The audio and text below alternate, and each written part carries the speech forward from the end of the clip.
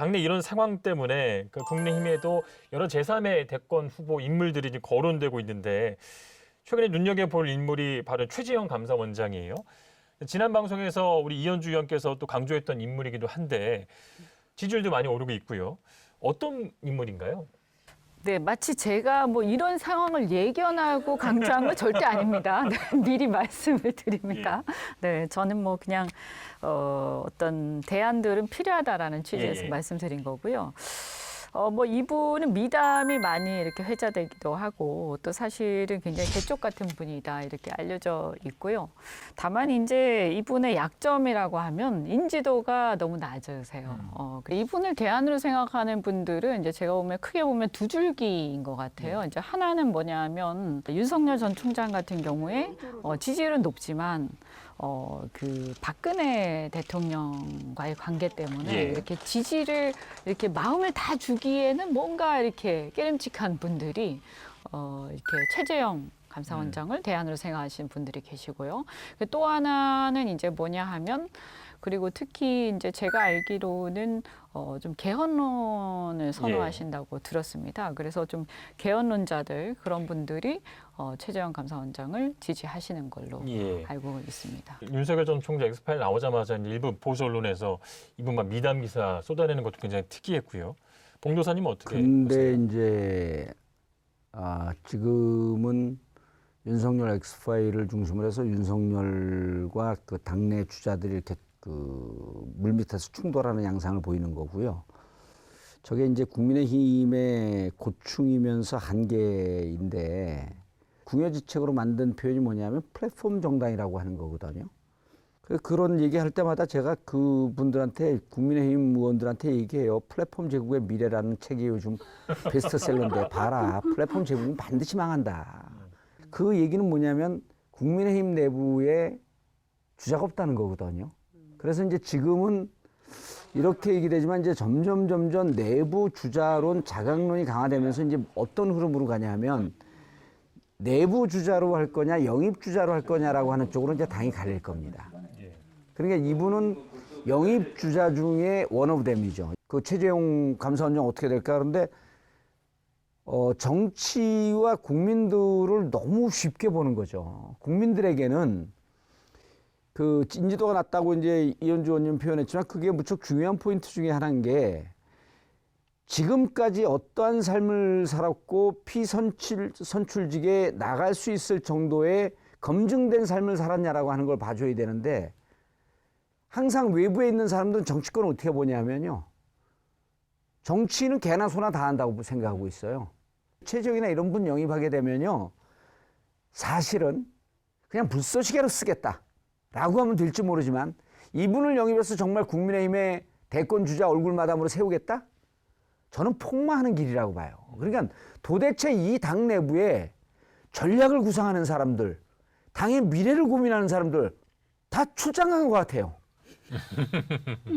정당이라는 것이 그냥 모래성 쌓은 데가 아니거든요. 그래서 최재형 이분도 이 정당에 들어왔고 지금 그분 미담만 쏟아내거든요. 그날 살도록 미담만 있었을까요? 근데 거기 또 엑스파일 나오면 어떻게 할 거야? 아니 이제 지금 실제로 정치 혐오예요. 이게 국민들이 말이죠. 지금 사실은 이 여야를 떠나서 생각을 해보세요. 제가 이렇게 남의 당 얘기를 할 건 아니지만 이현주 의원님 정치는요 아테네 시절서부터 혐오입니다. 예? 정치의 본질이 혐오예요. 의원님은 지금 열린민주당이긴 한데 저 더불어민주당을 포함하는 열린민주당. 네, 민주당도 보면 그 1등하는 그 이재명 지사, 이재명 후보를 지금 어떻게든 지금 안 되게 하려고 난리잖아요. 이재명 지사는 보검을 당김질하는 거고 여기는 윤석열한테 똥물을 집어씌우는 거고. 예? 국민들이 오죽하면 자꾸 이렇게 보면 뭔가 기존의 권력하고 멀수록 지지를 하는 거예요. 자, 그래서 민주당 얘기를 하셨으니까 민주당은 이제 경선 연기를 두고 한 주 내내 좀 내홍에 시달렸습니다. 더불어민주당이 대선 후보 경선 일정을 연기하지 않기로 최종 결정했습니다. 현행 일정대로 9월에 후보를 선출할 예정인데 이낙연, 정세균계 의원들의 반발이 예상돼 당내 갈등이 계속될 전망입니다. 두 분 일단 입장은 어떠세요? 아니 저는 제가 진짜 이해가 안 되는 게요. 경선을 연기를 하면요. 결과가 좀 바뀌나요? 경선을 연기를 하고 그래서 막 민주당에서 자중질환이 일어나고 또 뭐 경우에 따라서 이재명 지사가 막 불출마하겠다 막 이렇게 하고 그래서 국민들이 실망을 하고 이러면 저희 대선 가도에 이렇게 아주 희망사항. 네. 그러면 아주 저희도 지금 자중질환이 일어나고 있는데 그나마 좀 이렇게 위안이 될 것 같은데 근데 좀 그러지 말았으면 좋겠어요. 그 민주당이. 네. 룰을 보면 이렇게 되어 있어요. 민주당 전당대회가 5월 2일 날 있었거든요. 예.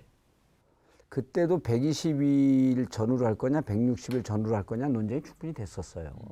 4개월 전에 전당대회를 하면서 당원 당규를 만들면서 4개월 뒤를 예측을 못한다? 이런 정당이 세상 천지 어디 있습니까?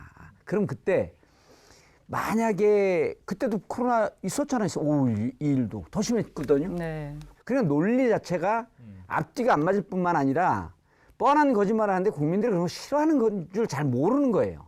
그리고 민주당은 잠깐만요. 지난번에도 그때 네, 그래서- 당원 당규 바꿔가지고 혼났는데 그럼 지금 솔직하게 얘기하면 됩니다. 이재명 지사가 지지율이 높은데 예. 우리가 나머지 주자들이 집단적으로 한 몸이 돼서 생채기 내서 지지율을 좀 끌어내고 우리가 좀 됐으면 좋겠다. 이거 아니에요? 이렇게 얘기하는 주자 후보가 한 명도 없어. 그럼 국민들이 뭐라 그러냐면 얘기 못하죠, 그렇게. 왜 얘기를 해줘? 조금만 시간을 더 주십시오. 내가 되겠습니다. 이런 얘기를 하는 주자가 나오면 나는 한 10% 올라갈 것 같아. 하다못해 조금만 시간 더 주면 나 올려보겠다 예. 이렇게 얘기할 수 있잖아요. 그렇게 얘기하는 거죠. 근데 그 얘기가 솔직히. 일단 코로나라고 하는 게 뻔한 거짓말이고 예. 당원 당규를 그렇게 자신들의 그 입맛에 따라서 바꾼다? 이런 정당에 과연 당원들도 박수를 보낼까요? 아니 그래도 제가 보니까 그 민주당은 그 당원들 파워가 굉장히 센 것 같아요. 그게 좋은 정당이에요. 아니 지금도 아니, 이제 그건 맞는 국민의힘도 거예요. 네. 세지고 있거든요. 네네네. 당의 어떤 모습을 걱정하는 민주당원분들 굉장히 많으세요. 이게 이제 그 충돌은 있지만 그래서 제가 지금까지 건강한 토론이라고 계속 얘기하는 게 이것 때문에 내분이 심해지진 않습니다. 이것 때문에 왜냐하면 주장하는 쪽의 저희를 본인들도 알고 있거든요. 그러니까 궁색한 거예요. 이재명 후보 혼자만 연기를 주장하면은 그 연기 불가론을 주장하면 그래도 어떻게 좀 설득을 해볼 수 있는데 지금 출마 선언한 추미애, 그다음 예. 박용진, 박용진 이런 의원이 또 분들도 부정적이더라고요. 부정적이죠. 그러니까 이게 박용진, 추미애 특히 이제 이런 분들이 객관적으로 봤을 때 누가 보더라도 아주 시기적으로 좀 늦었거든요. 6월 말에 컷오프 후보를 결정을 하는 일정이에요. 예. 이번 주 시사토크 알고리즘도 잘 보셨습니까? 화면 왼쪽을 눌러서 돌아왔죠 채널을 구독해 주시면 알고리즘과 함께 돌발 영상, 뉴스가 있는 저녁 등 YTN의 간판 시사 프로그램을 함께 보실 수 있습니다.